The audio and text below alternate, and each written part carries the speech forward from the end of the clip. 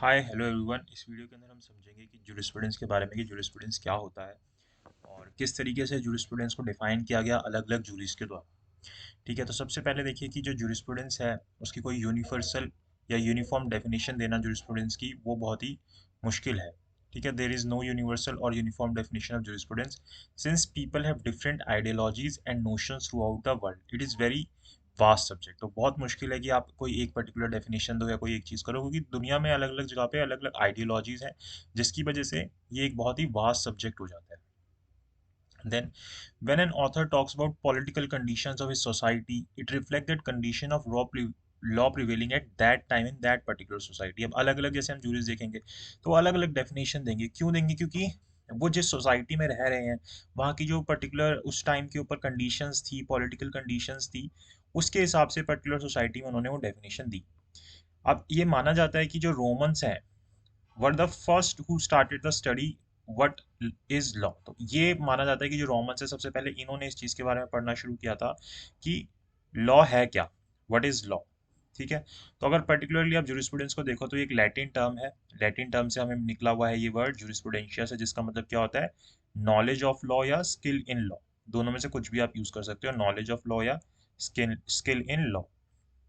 तो most of our law has been taken from common law system. तो जितने भी हमारे लॉज हैं वो हमने कहाँ से मिले हैं? कॉमन लॉ सिस्टम से मिले हैं। और ये आपका एक क्वेश्चन बनता है प्री के अंदर जनरल सा। एक तो ये आपका क्वेश्चन बनता है कि जूरिस्प्रूडेंस का मतलब क्या होता है। ठीक है, एमसीक्यू करोगे पहला क्वेश्चन आपको यही मिलेगा। फिर उसके बाद एक ये आपका क्वेश्चन बनता है कि who is a father of jurisprudence. तो बेंथम जो है उनको हम क्या बोलते हैं? फादर ऑफ जूरिस्प्रूडेंस बोलते हैं। ठीक है, और इनका फिर आगे जो वर्क था वो ऑस्टिन लेके गए थे, पर्टिकुलरली एक फील्ड के अंदर। ठीक है, अब बेंथम ने जब शुरुआत की थी तो इन्होंने क्या किया था? लॉ को एनालाइज किया था, और इन्होंने इसकी जो पढ़ाई थी, लॉ की पढ़ाई, इसको दो पार्ट्स के अंदर डिवाइड किया था। एक को हम बोलते हैं एक्सपोर्टोरियल अप्रोच और दूसरे को बोलते हैं सेंसोरियल अप्रोच, और ये भी आपके एमसीक्यू का क्वेश्चन बनता है। ठीक है, कि किसने इन दो पार्ट्स के अंदर डिवाइड किया, एक्सपोसिटोरियल और सेंसोरियल, या पूछ लेगा कि बेंथम ने किन दो पार्ट्स में डिवाइड किया। तो जो एक्सपोसिटोरियल है वो क्या है? Examination of law as it is. ये वाला टर्म आपको रखना है कि जैसा लॉ है हम उसको वैसे ही समझने की कोशिश करते हैं। और दूसरी अप्रोच होती है कि जो लॉ है हम उसको एग्जामिन करते हैं कि कैसा वो होना चाहिए, as it ought to be, ये देखने की कोशिश करते हैं हम। तो ये दो अलग अलग अप्रोचेस लेके आए हैं। जो ये एक्सपोर्टोरियल अप्रोच है इसको हम कमांड ऑफ सॉवरन बोलते हैं, जिसके ऊपर ऑस्टिन ने बेसिकली काम किया था। और दूसरे होते हैं मोरालिटी ऑफ लॉ, कि लॉ होना कैसा चाहिए।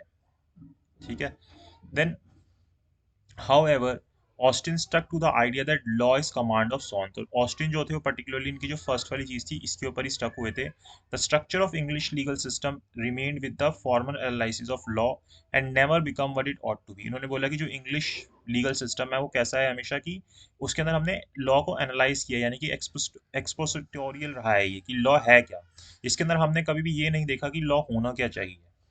ठीक है, देन जे स्टोन जो है उन्होंने भी जूरिस्प्रूडेंस को डिफाइन करने की कोशिश करी। अब ये जो है ना, ये चीज़ें आपके लिए इंपॉर्टेंट है कि किसने क्या डेफिनेशन दी, क्योंकि ये आपसे एमसीक्यू के अंदर पूछेगा कि ये वाली डेफिनेशन किसने दी पर्टिकुलरली। ठीक है, तो इन्होंने बोला ही सेड दैट, यहाँ से आप कह सकते हो इट्स अ लॉयर्स एक्स्ट्रावर्जन, कि ये क्या है? जूरिस्प्रूडेंस क्या है? लॉयर का एक्स्ट्रावर्जन है।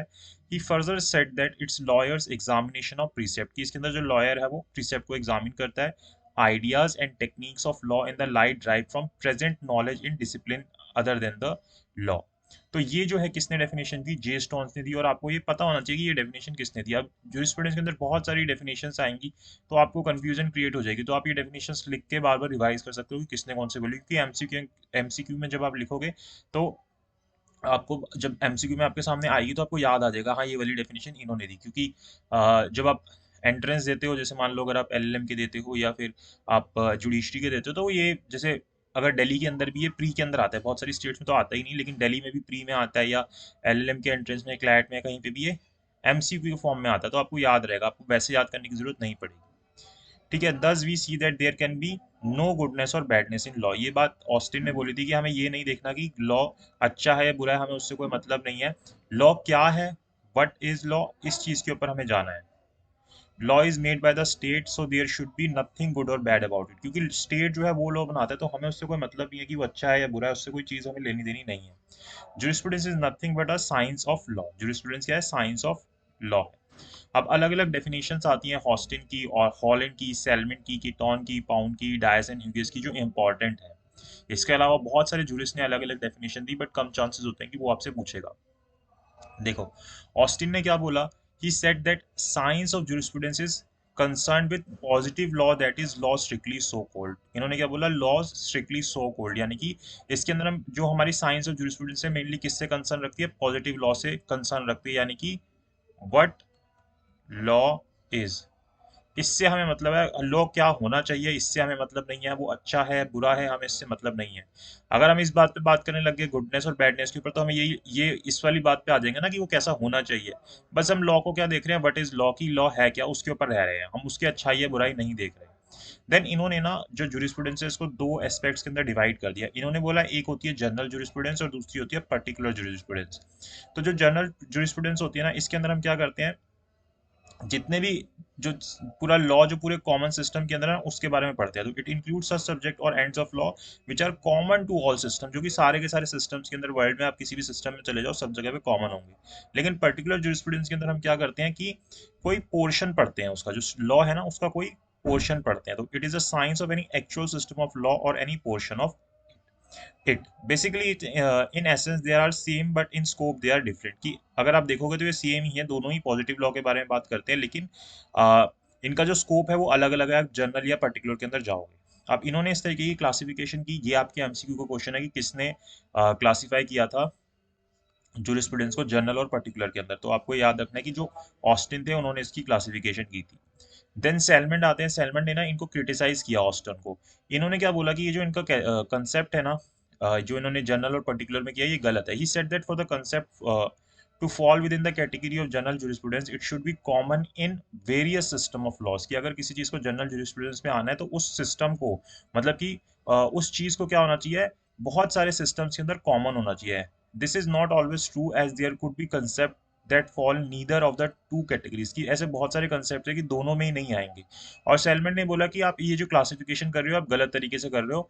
आप ये बोल सकते हो कि जूरिस्प्रूडेंस के अंदर अलग अलग स्कूल्स होते हैं, लेकिन ऐसे इस तरीके से आप जो क्लासिफिकेशन कर रहे हो जूरिस्प्रूडेंस का ही, वो चीज आपकी गलत है।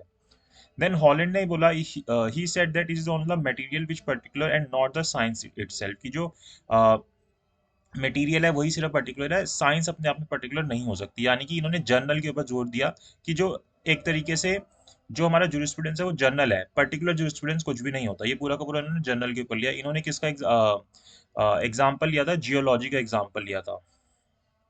इन्होंने बोला कि जैसे कि अगर मान लो कि कोई डिस्कवरी अगर इंग्लैंड के अंदर हो रही है, कुछ अर्थ के बारे में हम इंग्लैंड के अंदर पढ़ते हैं, तो वो चीज़ पूरी दुनिया में एप्लीकेबल होगी। इसी तरीके से जूरिस्प्रूडेंस में अगर हम कोई चीज़ जनरली पढ़ रहे हैं तो पूरे वर्ल्ड में एप्लीकेबल होगी। इस तरीके से इन्होंने इसको कंपेयर किया।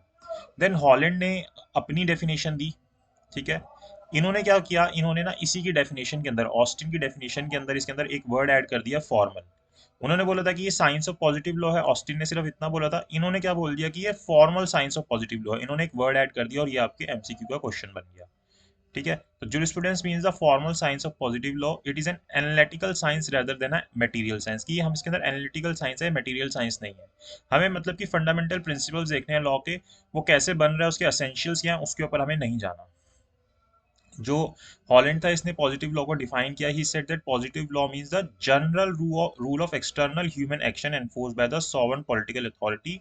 और ये आपके एमसीक्यू का क्वेश्चन बन जाता है कि जो हॉलैंड थे उन्होंने पॉजिटिव लॉ को कैसे एक्सप्लेन किया था। तो इन्होंने बोला था कि जो पॉजिटिव लॉ है वो क्या है, सिर्फ ये जो इसके अंदर ये वाला जो टर्म है पॉजिटिव लॉ, इसके लिए इन्होंने एक्सप्लेन किया था कि एक जनरल रूल है जिससे कि जो हमारे ह्यूमन एक्शंस होते हैं ना, एक्सटर्नल ह्यूमन एक्शंस, कैसे हमें चीजें करनी है, वो सॉवरेन पॉलिटिकल अथॉरिटी के द्वारा एनफोर्स करा जाता है, तो उसको हम पॉजिटिव लॉ बोलते हैं। एंड देन फिर इन्होंने इसी के आगे पॉजिटिव लॉ के आगे क्या ऐड कर दिया था, फॉर्मल वर्ड ऐड कर दिया था। तो when we can see that he simply added the word formal in Austin's definition. Formal here means that we study only the form and not the essence, की हम सिर्फ देखते हैं वो है क्या, उसके अंदर क्या, उसके एसेंशियल क्या, उसके ऊपर नहीं जाते हैं। ये भी आपका एक एमसीक्यू का क्वेश्चन बन जाता है कि किसने बोला था कि फॉर्मल स्टडी का मतलब होता है we study only the form and not the essence. We study only the external features and do not go into the intricacies of the subject. According to him, how positive law is applied and how it is particular is not a concern of jurisprudence. तो ये चीज हमारी jurisprudence के अंदर नहीं आती, सिर्फ हमें उसको देखना है कि वो है क्या। अब जो रीजन है इनका कि इन्होंने फॉर्मल साइंस वर्ड यूज किया, is that it describe only the form और the external side of the subject and not its internal contents. अगर हम कॉन्ट्रैक्ट एक्ट देख रहे हैं तो हम कॉन्ट्रैक्ट एक्ट के फंडामेंटल प्रिंसिपल देखेंगे। अब एक कॉन्ट्रैक्ट बनाने के एसेंशियल्स हैं, क्या चीज़ें, उनके ऊपर हम नहीं जाएंगे। तो according to Holland, jurisprudence is not connected with actual material contents of law, की उसके अंदर है क्या लॉ से हमें कोई मतलब नहीं है, उसके जो फंडामेंटल कंसेप्शन है कि हम किन प्रिंसिपल्स को फॉलो कर रहे हैं उनको सिर्फ हम यहाँ पे देखेंगे। Therefore jurisprudence is a formal science, इसलिए ये क्या है, एक फॉर्मल साइंस है कि हम इसको सिर्फ बार बार से देख रहे हैं। This definition has been criticised by Gray and doctor Jenks, दोनों ने ही इनको क्रिटिसाइज किया, ग्रे ने भी और डॉक्टर जेंक्स ने। According to them jurisprudence is a formal science because it's concern with the form, conditions, social life, human relations that have grown up in the society and to which society attached legal significance। इन्होंने बोला कि अगर आप jurisprudence को formal science बोल रहे हो तो फॉर्मल साइंस क्यों है, क्योंकि इसके अंदर हम सभी चीजें देख रहे हैं कि फॉर्म क्या है, कंडीशंस क्या है, सोशल लाइफ, ह्यूमन रिलेशंस, पूरी सोसाइटी के अंदर इन सब चीजों से कनेक्ट करें, इसलिए हम इसको फॉर्मल साइंस बोल रहे हैं, ना कि इसलिए बोल रहे हैं क्योंकि हम उसके अंदर सिर्फ फंडामेंटल कंसेप्शंस को देख रहे हैं। Holland said that jurisprudence is a science because it is a systematic and properly coordinated knowledge of the subject of intellectual inquiry. The term positive law confines the inquiry to those social relations which are regulated by the rules imposed by state and enforced by the court of law. Therefore, it is formal science of positive law. तो ये इन्होंने अपना reason दिया था Holland ने। I hope आपको यहाँ तक समझ आ रहा होगा। फॉर्मल एज प्रीफिक्स, कि अगर हम फॉर्मल को प्रीफिक्स एज ऐड कर देते हैं, indicate that science deal only with purpose, methods and idea. ये बहुत इंपॉर्टेंट चीज़ है कि अगर हम इसके आगे सिर्फ फॉर्मल वर्ड को प्रीफिक्स कर रहे हैं तो साइंस किस चीज़ से डील कर रही है, किसी भी अगर हम जूरिस्प्रूडेंस के अंदर लॉ को पढ़ रहे हैं तो, कि क्या पर्पस है, क्या मेथड्स एंड क्या आइडियाज है, on the basis of legal system and distinct from material science. जबकि अगर हम मटेरियल साइंस को देखते हैं तो वो किस बारे में चली जाती है, only with the concrete details of the law. अगर हम मटेरियल साइंस को देखते हैं ना तो वो बिल्कुल कंक्रीट डिटेल्स में चले जाते हैं, जबकि अगर हम सिर्फ साइंस को देखें, फॉर्मल साइंस को देखें तो वो सिर्फ देखते हैं कि क्या पर्पस है, जैसे कि हम नॉर्मली पढ़ते हैं ना कि ये चीज़ क्या होती है, इसका पर्पस क्या है, इसका मेथड क्या है और आइडियाज क्या है, सिर्फ ये चीज़ देखते हैं। तो जो जुरिस्प्रूडेंस है वो भी यही चीज़ है, इसलिए हम इसको फॉर्मल बोल रहे हैं। The definition has been criticised on the ground that the definition is concern only with the form and not the intricacies, तो इसको फिर क्रिटिसाइज किया गया। देन हमारे सामने आती है सेलमेंट की डेफिनेशन। सेलमेंट जो है, इन्होंने सिर्फ इतना बोला कि जुरिस्प्रूडेंस जो है ना वो साइंस ऑफ लॉ है। तो ये आपके एमसीक्यू का क्वेश्चन है, किसने बोला कि jurisprudence is science of law है। By law he mean law of land और सिविल लॉ। लॉ का मतलब क्या है, लॉ ऑफ लैंड या सिविल लॉ, ठीक है। He divided jurisprudence into two parts, इन्होंने दो पार्ट्स के अंदर जुरिस्प्रूडेंस को डिवाइड किया, जेनरिक एंड स्पेसिफिक। जो ऑस्टिन थे उन्होंने किसमें किया था, जनरल और पर्टिकुलर के अंदर। सैलमन ने जेनरिक और स्पेसिफिक के अंदर इनको डिवाइड किया। इन्होंने बोला जेनरिक के अंदर क्या आता है, entire body of legal doctrines, जितने भी लीगल डॉक्ट्राइन्स है सारे इसके अंदर इंक्लूड हो जाते हैं। और जब इनमें इसी डॉक्ट्राइन से कोई उसका पोर्शन पढ़ते हैं तो हम उसको स्पेसिफिक बोल देते हैं, ठीक है।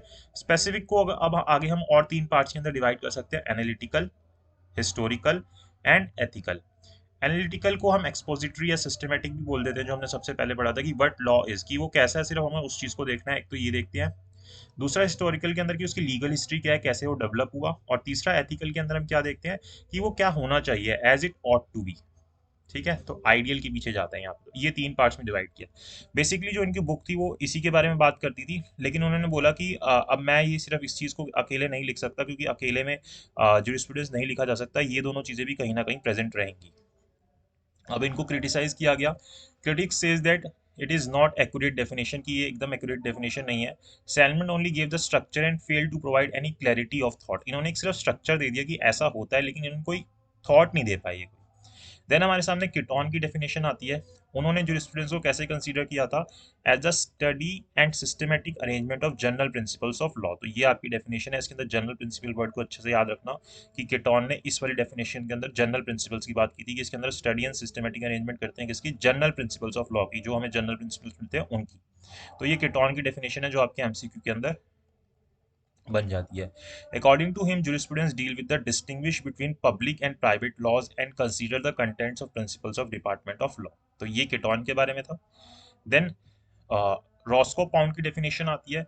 उन्होंने jurisprudence को क्या बोला था, the science of law using the term law. तो इन्होंने साइंस ऑफ लॉ बोला और इसके अंदर जो लॉ टर्म थी इन्होंने इसको जुरिडिशियल सेंस के अंदर यूज किया। as denoting the body of principle recognized or enforced by public or regular tribunals in the administration of justice। तो इन्होंने इसको जुडिशियल सेंस के अंदर यूज किया था, जबकि जो कौन थे, सेलमन थे, इन्होंने लॉ ऑफ लैंड के थ्रू इसको यूज किया था। जुडिशियल सेंस के अंदर किसने यूज किया, पाउंड ने, और लॉ ऑफ लैंड के फॉर्म में सेलमन ने। देन डायस एंड हिगिस की डेफिनेशन आती है, they believe jurisprudence is thought और writing about law rather than a technical exposition of branch of law itself. कि इसके अंदर हम क्या करते हैं, कोई भी थॉट्स या राइटिंग करते हैं लॉ के ऊपर, ना कि हम कोई टेक्निकल एक्सपोजिशन करते हैं किसी भी ब्रांच ऑफ लॉ की। तो ये डायस एंड हगस ने बोला था। ठीक है, ये आपके एमसीक्यू के अंदर पूछ सकते हैं।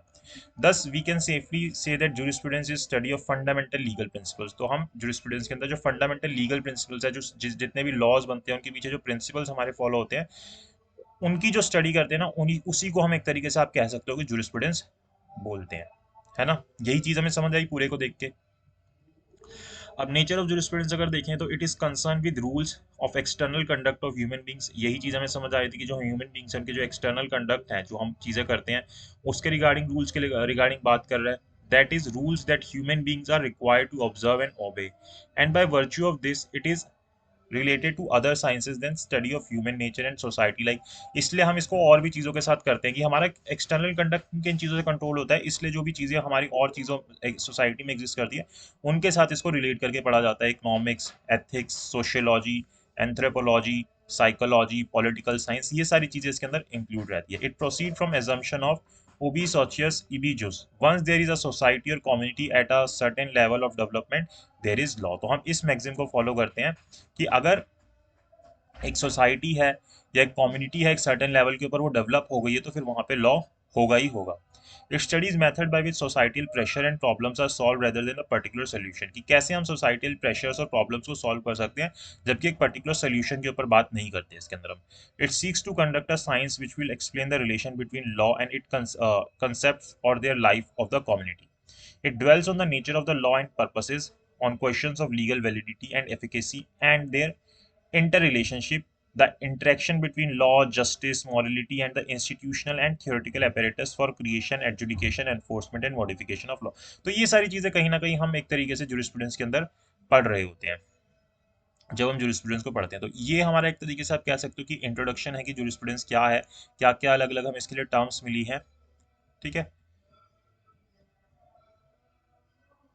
तो बाकी हम इस वीडियो के लिए इतना ही करते हैं। आई होप आपको समझ आया हो कि क्या है jurisprudence, and then slowly and gradually हम इस सब्जेक्ट को कवर करेंगे। अगर आपको वीडियो अच्छी लगी तो लाइक कीजिए, शेयर कीजिए और चैनल को सब्सक्राइब जरूर कीजिए। और अगर आप जुडिशरी की कोचिंग करना चाहते हैं तो 7531000390 के ऊपर मुझसे कॉन्टैक्ट कर सकते हैं। Thank you so much for watching this video.